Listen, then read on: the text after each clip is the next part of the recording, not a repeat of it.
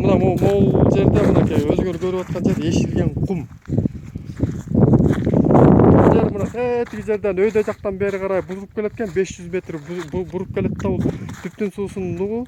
Бул кумду көрүп атасыздар, бул Сары дөөнү карай суу негизи, сууну бар өзү эле Сары дөөнү карай агып, почва бул айылды карай кирип талкалап келатат. Биз бул Сары дөөнүн жалгыз болгон ушу ишенген уй жайылган, кой жайылган, жылкы жайылган жайыты ушул эле жер. Мындан башка биздин жайытыбыз да жок, жайытыбыз кичинекей тар болуп атат.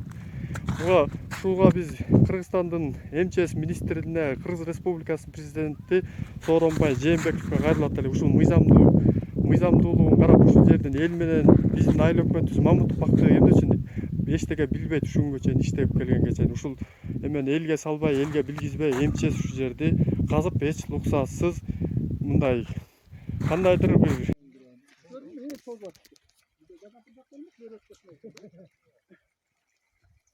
ар жагы карьер болот дейсиз, могу бүтөп ташламак дейт. Башым төшкөн.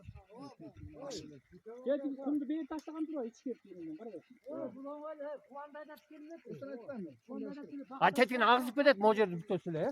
Агызып прямо кетет. Могу жерде эле бүтөш керек да.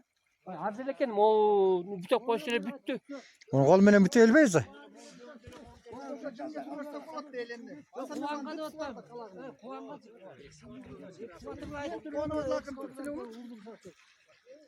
Өткөн карабайсың, ушундай эле керек. Казыктын ичин көргөн жок.